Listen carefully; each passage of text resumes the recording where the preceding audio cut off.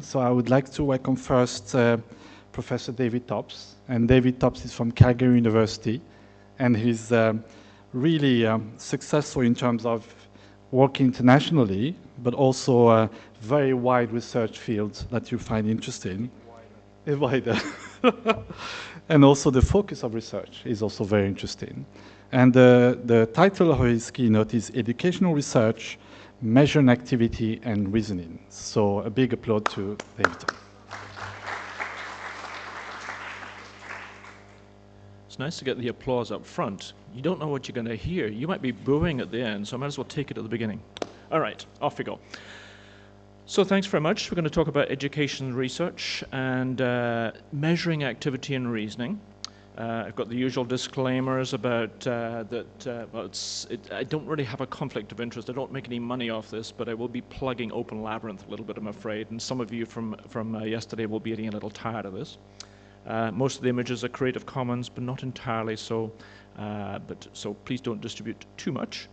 Now, we all know that old adage, if you're going to improve something, you need to measure it. If you don't measure it, how the heck are you going to improve it? Now this next little bit, I think when I get back to Canada, I'm going to get shot. Because Canada's generally got a pretty good reputation in medical education. We have CAM-Meds and all sorts of things that people think we do a really good job. Well, I'm afraid I disagree. I think we do a terrible job in assessment. How is it that in selecting somebody into medical school that we pass virtually all of them through? It kind of assumes that our induction, our admissions processes are perfect, because once you get in, it's very hard to get out. You just about have to kill somebody to be kicked out of medical school. And I think part of the problem is that we don't do nearly as good a job in assessment as we think we do. It tends to be way too based on fact recall. We're still doing that. We've been, we know educationally that's poor, and it's still down to fact recall for many, many of our tests. It tends to be pass-fail. I'll give you an example in regards to OSCEs. You guys are familiar with OSCEs, so those are the objective structured clinical examinations. So they're kind of like a mini interview. It's a clinical situation. It's 15 minutes with a standardized patient. And it's one of the best methods that we have in terms of assessing clinical reasoning and communications process. But the more OSCE practice and training and examination I've done, I have the frustrating sense that there is an awful lot of emphasis on how good a communicator you are and how nice you are to your patient, which is kind of like judging your pilot's ability to fly on how good they are with the PA announcements. I'm not sure if that's really what I should be measuring. We also tend to measure the easy stuff. You guys are familiar with the drunk under the lamppost story. The policeman comes along with the drunk who's been sort of crawling about under the lamppost for the last half an hour. And the policeman says, so I've been watching you for a while. Why the heck are you what are you doing? He says, well, I'm looking for my keys. Well, they're clearly not here. Why do you keep looking here? Well, because this is where the light is. It's what we tend to do. We tend to measure the stuff that's easy to measure. All right, so can we do a little better? So I want you to remember this mugshot, design with the end in mind, and it's a little hard to read the logo on there, but it's functionally integrated NOSM informatics. NOSM was the Northern Ontario School of Medicine we were at the time, and this has become a little bit clearer. So some of the stuff we've been doing with simulation of virtual patients, I'll make an appeal to you just now, is that when you're using simulation and when you're designing scenarios, etc., like I just said, design with the end in mind. What are you trying to get across? What are you trying to assess? What are you trying to teach? And we have a bit of a tendency to always use the fancy sharp tools and high-fidelity mannequins, etc., when you don't necessarily need that. We were very privileged to do a little bit of work with Roger Kneebone in London, and he's got some lovely stuff where he uses a combination of standardized patients and just task trainers like suturing kits, and he blends the idea of it's not just a procedural skill, you have to handle the idea of the patient's questions during this. Lovely, lovely stuff. And I'll throw at you, just while I'm sort of trying to pitch the idea of thinking about different ways of getting education across, a couple of things that we've been playing with. And one is hockey lines. So hockey lines is the concept. I don't know if you guys are familiar with ice hockey at all, but when there's substitutions, there is no whistle, there's no green and red lights, etc. The players are off and the players are on. There is no break in play. And the guys coming on have to know exactly what they're doing and what they're taking over from the guys coming off. It's all very synchronized, etc. So we've used that same principle in our simulation training. When we have people around a mannequin, there's never quite enough spaces to do team training, and you'll typically have slots for 4 around the table, and yet you have 8, 10, or 12 students all wanting to play. And so the idea of the hockey lines is that you get the ones who are going to come on. They're going to be substituted in at any point in the play with no warning, and so they have to be engaged, be actively listening. But the neat twist is that it also reinforces the crew resource stuff, the communications. Not only does the crew around the table have to be communicating really well so that they all know what they're doing, their subs have to know what they're doing. They don't have time. What are you going? How many compressions have you given so far? Lovely little technique to just get more engagement in your learners, which we just got published. Second thing I'll talk about is Turk Talk. And this is something that we're doing in terms of the challenge with virtual patients in particular, where the responses are programmed. You guys are generally familiar with virtual patients. It's the old screen-based thing. You've got a stem and you've got some choices, and it's always click on something to do something. And the trouble with that is that you're cued to what the potential responses are. It's always picking from a list. And there are times when you don't want to cue the learner as to what they should be answering. So you can do that with some sort of free text and natural language processing. And I'll take a second to tell you about, if any of you heard of the Maryland project. This was presented at Long Beach 2008, I think it was. It was a stunning demonstration of natural language processing. They'd done this virtual patient where you could type in, you couldn't talk to it, but you could type in any question you wanted in any phrasing at all, and it was a nephrology case, and you could basically have a little chat with this virtual patient, and it was extremely good at understanding what you were typing. And this is before IBM and Watson and all this kind of thing. This was a tour de force of processing. So we were all excited about this. You guys have cracked it. This is brilliant. How much did it cost to do this? $11 million. Oh, well, now that you've done one, it should be much cheaper to do the next one. And how long did it take? 6 years. Oh, okay. But now you've done, it'll be much quicker to do the next one. Well, no, the language is pretty domain specific. And so it'd be another $11 million and another 6 years to do the next case. A little bit of a challenge. So it can be a little difficult to do this stuff. So I want to throw at you the idea of the mechanical Turk. You guys familiar with the story of the mechanical Turk from the emperor from the Ottoman Empire in about the 16th or 17th century? He designed an automaton, an early robot, which could play chess. And this robot could play chess at grandmaster level. I kid you not. It was a big hoax, of course, but it had everybody fooled for 100 years. It was a stunning piece of engineering, worth looking up. But anyway, the idea of the mechanical Turk is the concept of a human pretending to be a computer. Amazon does this. Amazon has what's called a mechanical Turk, so I have the same sort of idea. So what we're looking to do, and we've just got the software working, so this is why I'm bragging about it, is that when you're going through your virtual patient case, if you want to get them to a point where you have some free text input, rather than having fancy computers and all sorts of complex algorithms, we'll just have a human interpret the text. Text is typed in. It's kind of like those chat lines you see on the telephone answering services. Do you want to talk to an agent? That tech stuff. Now, have you noticed when you're chatting to one of those agents and you're texting backwards and forwards about the fact your computer won't work? Well, that can't be right, because then you wouldn't be doing it on text, would you? Anyway, there's sometimes these long pauses. You've asked a fairly simple question, and there's a long pause before they get back to you. And that's because they're typically running 5 or 6 clients at once. And so the pauses, well, they're texting and chatting to somebody else. So with our idea is that when you get to a text in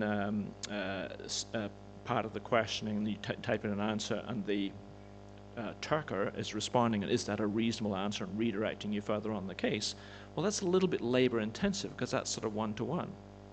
But it doesn't need to be one-to-one because it doesn't matter how many people are connected, and it doesn't matter where the Turker is. It starts to solve some of the resource problems we have in terms of having our faculty dragged in for these live communication sessions. And because you only need to use these free text questions periodically, it's something you can intersperse with the case, and we reckon that we can have a single facilitator run at least 8 and possibly more at a time, because we're not talking major chat. This is 2 or 3 words coming in. Is it good enough? Pre-programmed answers, please tell us more, etc. So this, we reckon, will be a way to have some human facilitation over a distance for small groups. All right. So there we go. So why are we designing with the end in mind? Functionally integrated NOSM informatics, fini, it's the end. But it's not the end of the talk. Sorry, don't get away that easily. So thinking about measuring performance, I've noticed that there is a terrible tendency in medical education research that randomized controlled trials are up here. It's the ultimate. David Cook has written several articles just decrying how poor the evaluation is of educational interventions, and there aren't enough randomized controlled trials. David's a great positivist. I'm not sure that I agree with him, and I've been led into this by Rachel. Randomized controlled trials may be the ultimate, but it's the ultimate as in it's the last thing you do. And most of our environments have way too many confounders, way too many other factors to take into consideration, that your intervention is not nearly as controlled as you think it is. So RCTs are not where we should be looking at. And the other bit that I would throw up as being interesting is that, well, are they that good anyway? Countryman of yours, John Ioannidis, who is now very well known for his writings on PLOS ONE about the weaknesses of evidence-based medicine, and the most cited paper on PLOS ONE, why most published research findings are false. Very interesting statistical stuff, and just showing why we shouldn't be expecting these trials to be nearly as good or as reproducible as we think they are, and that there's actually good evidence that observational studies are more reproducible over time. So we should just think about that. All right, enough of the lecturing and hammering you guys about methods, etc. So we've done some really interesting stuff in the past. Back in 2007 to about 2009, we got a nice big fat grant from Canary to do some really sophisticated stuff with high fidelity mannequins, and we were sending data backwards and forwards between these fancy mannequins and doing remote training, etc., along with virtual patients. And it was really interesting and really fun to do at the time. But I have to say that $2 million later, that the conclusions that came out of it were that this is really interesting and it's a neat way to work, but it wasn't very extensible, and the data that we got out of it was not nearly as rich as we had hoped. So now we've pulled in our reins a little bit and taking a much more lightweight approach. So I'm going to throw at you the SXT. So this has nothing to do with a car firm that you have here in Europe, which has got great service, I hear. And so this is SCT, SJT, and SDT. So SCT, script concordance theory. How many guys are familiar with script concordance testing? So not many. So script concordance testing it's an attempt to get away from the idea of a best of 5 multiple choice. It's great for when you're trying to present problems where there's some uncertainty. And let's face it, in medicine, how often are you faced with a question where that's the only answer, and that's that it's a very binary yes/no. Generally, there's a bit of uncertainty. And the idea in script concordance is that you have 5 possible responses, but some are more correct than others. All are potentially correct, and you're ranked against a reference panel where it's not what the author says is right, but it's what the reference panel of your peers says is the best answer. It's quite an interesting method. It's been shown to be much better correlate for clinical experience. A lot of examination things that the further you get into practice, the worse you do an exam. SCT doesn't do that. Situational judgment testing, another similar idea where it's not the best answer, it's a range of answers. And this is used much more for testing things like ethics and judgment and sort of trying to sort out what's the best way of doing something. There's some very interesting stuff by a chap by the name of Robert Hale in Australia, who has 15 years of data. It's a phenomenal series. Hasn't yet published it. They have some local problems with the funding of the program, which has kind of stymied it. But the stunning thing that he showed is that with 15 years, because he's been able to track his students all the way from admission through the registrar program out into practice, and he's 10 years of docs in practice, and he's been able to show which are the ones who not only have problems through medical school but continue to struggle in practice. And he's looked at the various assessment methods that they've used for looking at the students and how good they are. And situational judgment testing had the highest correlate with the ones who had trouble with the situational judgment testing, also the ones who went on to have trouble in practice. So it's a powerful method, and we're starting to use that a little bit more. And the last of the STs is signal detection theory. So this is the idea of being able to whittle out the signal from the noise. This is old ham radio stuff with receiver operator curves and all that kind of thing. Also some math that I struggle with, and thank heavens I have an actuarial science student to help me out with that this summer. But what we're looking for is being able to pick out data from just subtle abnormalities. So I'll come back to that shortly. But the key thing in all this is that we should be looking away from pass-fail and looking at what's happening during the test. How do they think? How do they reason? What do they do? It's the old story, it ain't what you do, it's the way that you do it. I'm not going to sing, you're okay. So, one of the things that we're just putting into Open Labyrinth just now, because we're much more interested in what's happening during our cases rather than just did you get the right answer at the end. It's like the old math stuff where it's not the final answer that matters, it's your working, it's your sums in between that matter. There's an API called, used to be called Tin Can, it's now called the Experience API.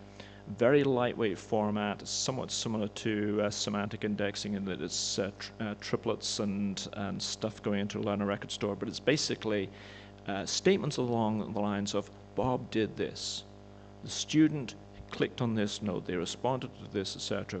Very lightweight way of exporting step-by-step information about what the student's doing, generates masses and masses of data. So it could be really interesting.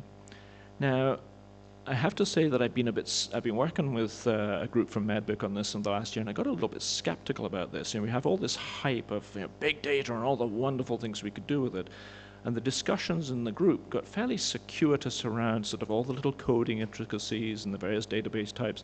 And I was starting to think that, well, maybe this is just yet another Gartner hype cycle thing and all wonderful, and it's going to turn out not to be much. Well, it turns out it's not the size of your data that matters, it's how you use it.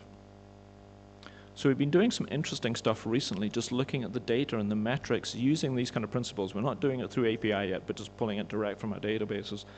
And I'm going to touch on just 3 areas where we've had some interesting findings which have kind of been a little bit surprising. So I'm going to touch on first about virtual learners. So for this, we turned around the concept. So rather than that you being the doctor and the virtual patient being the patient, we decided that, well, let's make the patient into a learner. We designed a set of virtual learners, so students and residents, and this was a faculty development exercise.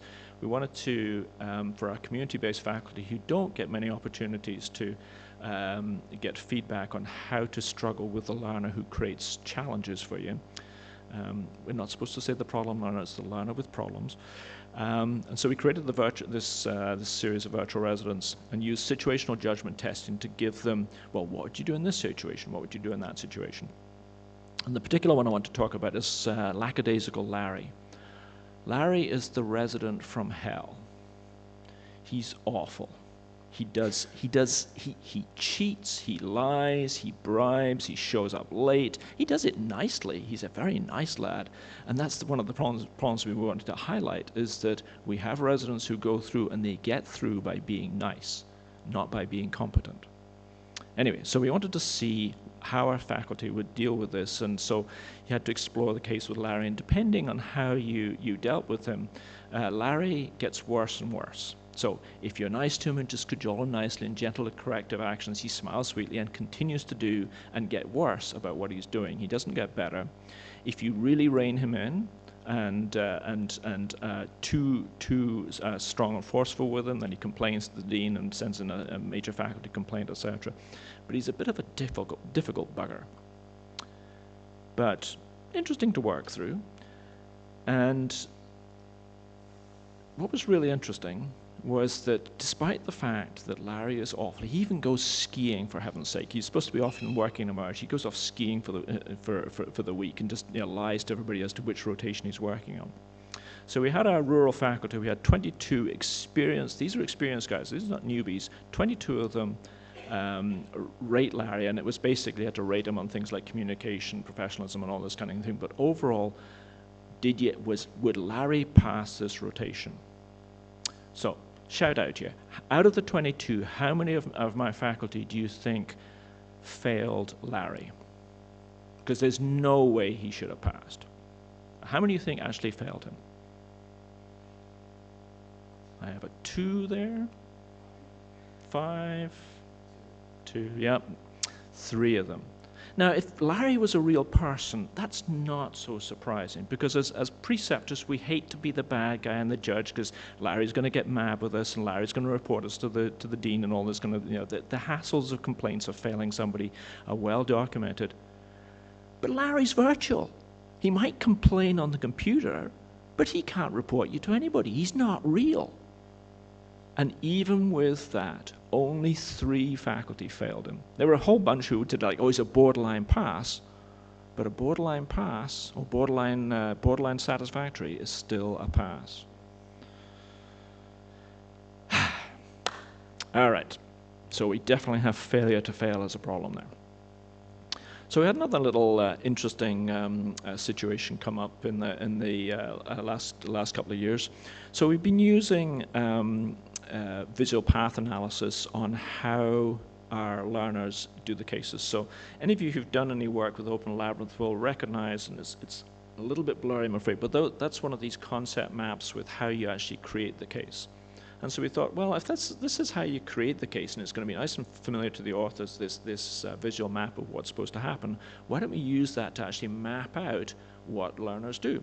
So it's kind of interesting. So this is a track there. Now you can only just see the pale blue, but you can see through the series. So this is what's called a 3 dandelion case. So relatively linear, and the puff balls are question groups.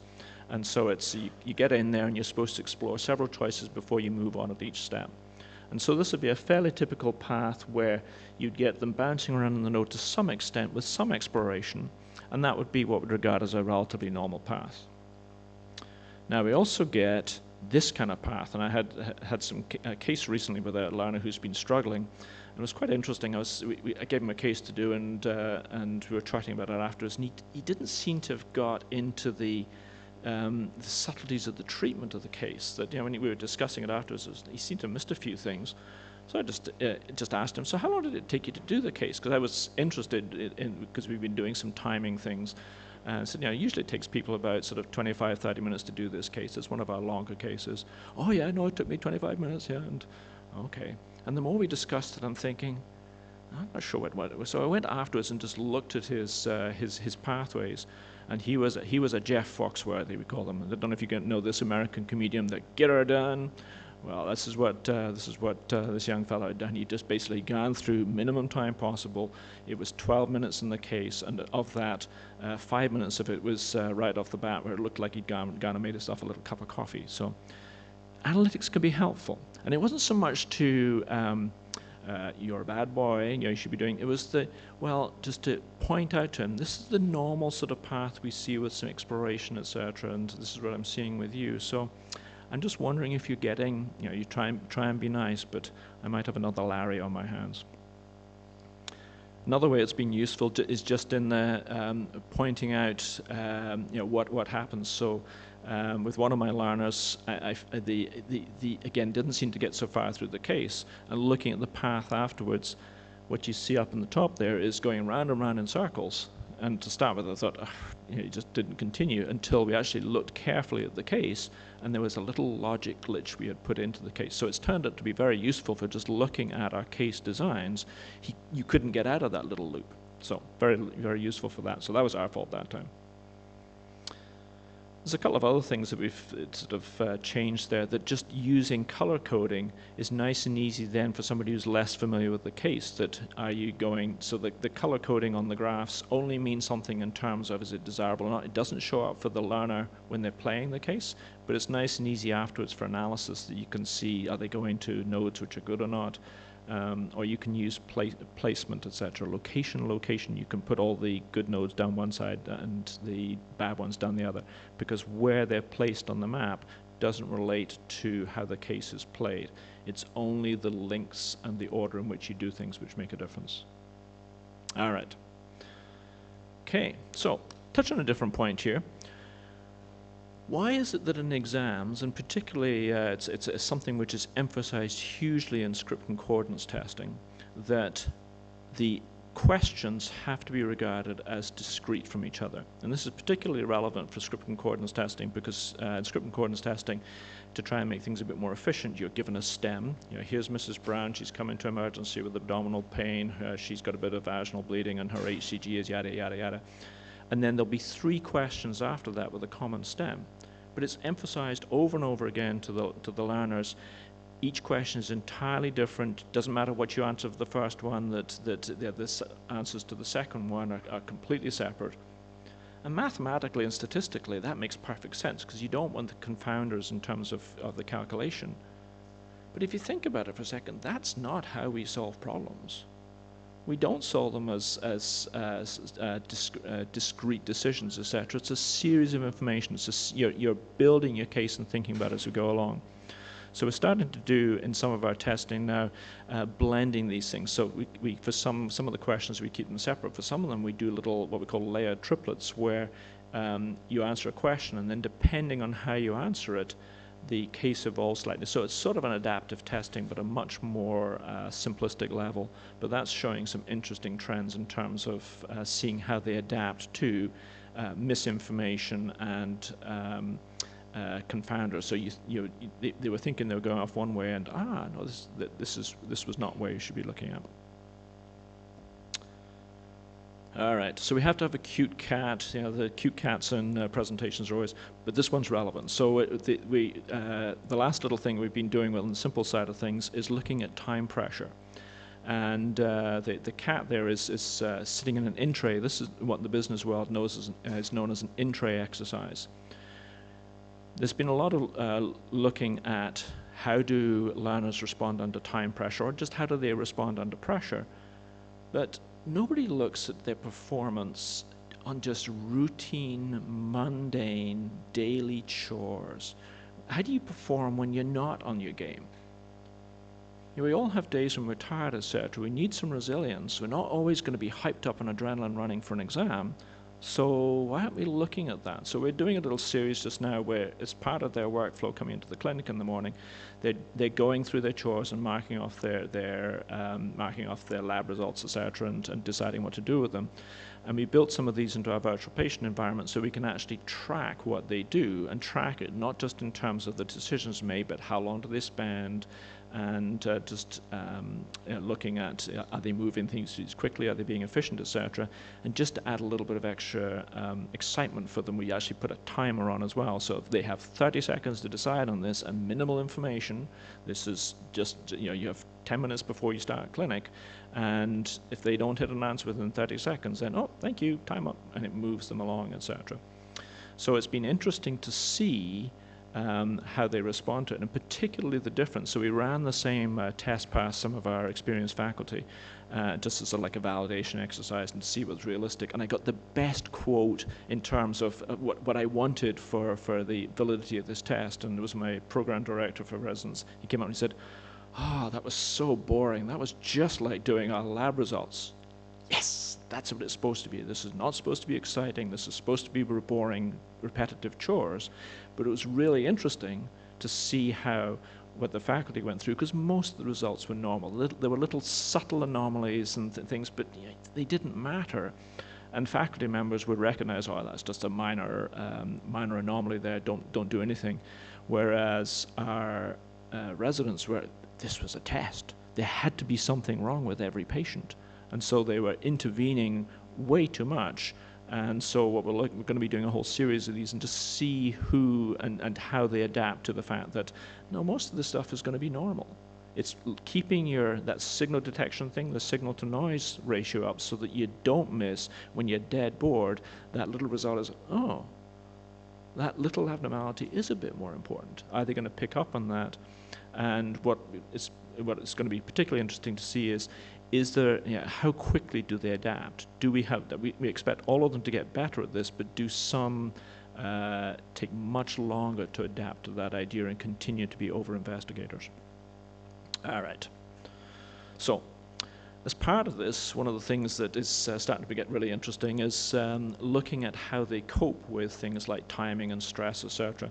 And it's been interesting how, 7 or 8 years ago we were using $2 million worth of hardware and fancy mannequins. It's amazing now what you can do with Internet of Things, just cheap devices. Some of you who are at MedBic would have been fortunate to share with us we had the VP from Health Services at Apple came and did a surprise presentation. It was great.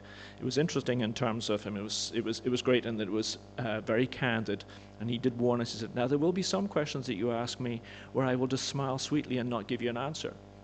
And that's because I'm not a programmer and sometimes I won't know. But sometimes I will know, and I'm just not allowed to give you an answer, and you won't know the difference. And he was true to his word. He was allowed us to ask anything we wanted, but he wouldn't answer everything. What he did disclose that was particularly interesting was that the HealthKit and research kit that Apple is putting out is going to be fully open source. So WebKit, which is the core engine for several web browsers now, like Safari and Chrome, etc., that's fully open source. They're taking exactly the same approach with their HealthKit and the research kit. They figured out the math on this, and they said, well, we can make a bit of money, but we'll make money off the hardware of the watches. There's not much money to be made out of the software. This is something where the common good, the public good, will be far more valuable to Apple in terms of our reputation. Plus, they figured out some really neat ways of protecting the data. The data is stored on the watch or on the device. It's not sent to the cloud, and it is highly encrypted, and nobody has a backdoor key. The NSA is really ticked off about this. That they wanted the backdoors to be able to track all this stuff, and Apple said, nah. And so they've been quite genuine about this. So this has been quite exciting to this, that this is something which, for the devices, that it will be available to Android devices and other operating systems. It won't be Apple stuff only. So we think this is going to be a very interesting way to relatively cheaply have all sorts of devices that can do things like tracking oxygen levels, stress levels, heart rates, and all this kind of thing. All right, let me finish off. So we got all these exam ideas and all these questions, etc., and we've been borrowing and scrounging test items from all over the place, and it's a lot of work to generate all these questions, a lot of work to generate these cases. As things have become more popular in terms of using this as an exam and assessment environment, our question writers are getting a little tired about having to write new sets of questions every few months. Now, one of the things that's been really interesting as we started to share questions with various research groups around the world is that we all tend to think that we've written great and highly unique questions, except that when you start sharing with everybody else, you start to recognize an awful lot of commonality. That, of course, they're phrased differently in the parameters. It'll be a different age, maybe a different gender. Well, probably not a different gender if it's a prostate problem, I guess. That we're not nearly as unique and creative in our question writing as we think. It's a little bit like, I don't know if any of you have come across this book by Christopher Booker, that there are only 7 basic story plots in movies. There's the quest, there's the etc. There's various types, and we're finding very much the same thing with our question lines. The stems of the questions are very, very similar, and it's just variances on the details which matter. Well, that opens up a nice set of possibilities in terms of doing very simple level automatic item generation. If you can take those stems and just have replaceable elements in there so that you can just from a database of changes make the patient's age or name just slightly different, make subtle changes to the parameters of the question, it makes life much easier. And what we found is that you don't have to change much in a question for it to be not recognized when the learners come back to it 3 months later. It makes it much easier to generate stuff, and that's a game changer in terms of there's been lots of efforts in the past in terms of question banks. The one that we have in Canada, the MCCQ bank, they've paid people for years to generate questions, and now they're doing this by computer, and they're taking hundreds of questions, changing them into hundreds of thousands of questions just by changing these parameters. They're doing it on a very sophisticated computer algorithm. We don't need hundreds of thousands of validated questions, we just need hundreds, and so we're doing it on a much simpler basis, but using the XAPI and sending the stuff out and interchanging stuff through a learner record store gives us the ability to modify these questions on the fly. So I'll finish off there that just by saying that we just got some new multipart funding to start messing with the XAPI stuff. We're looking for players to play with in these various areas, so who wants to play? Thank you.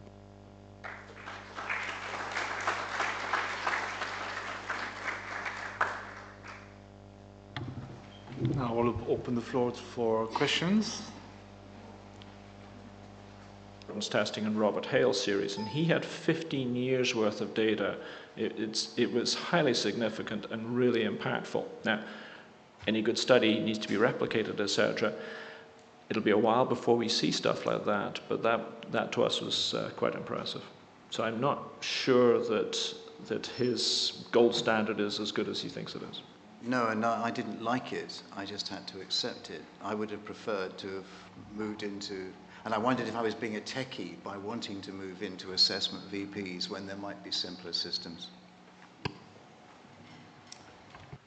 I think if you look at the topic of your talk, I mean, if you could just wrap it up, because you have this measuring of tracking of activity and measuring of reasoning. If you could wrap it up and see the relationship between activity and reasoning, how, I mean, the take-home message of your great presentation.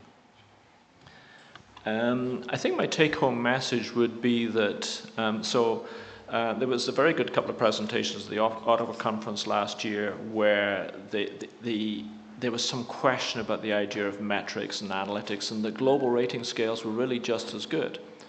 And I would agree for the majority of our learners. For the big bulk of the curve, I think that's very true.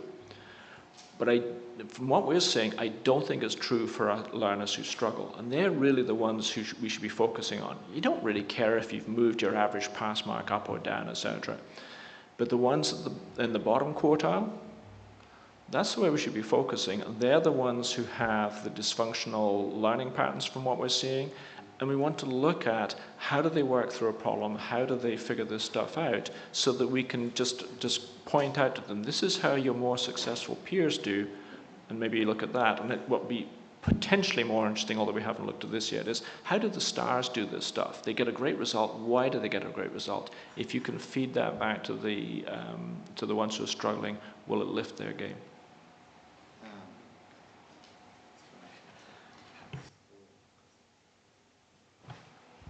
Yeah, a question there. David? From what you've just said, does that mean that you think that Larry can be brought up to a credible level?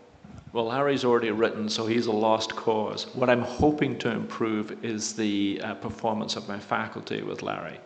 That these are the things to watch out for, that just because he's nice, that's not good enough. Be brave and note the details in Larry, and not just Larry, you failed, but why, document, the activities as to why he failed. So these methods are arms that your faculty can use without feeling guilty about things. Yeah, that's exactly right. So the idea of getting them comfortable with, because it isn't fun to be the judge, to be the bad guy, and to just introduce them. There is a process. You do have to document. You can't just phone the associate dean and say, "Oh, I've got a real problem with this learner," and then pass them on the piece of paper. It's what you write that matters, and just introducing them to the process and who do you call when Larry is creating problems. You're not supposed to do this on your own. There's tons of help there if you just know about it. And so in exploring the Larry case, there's sort of, when he starts kicking up a fuss, it's where do you go?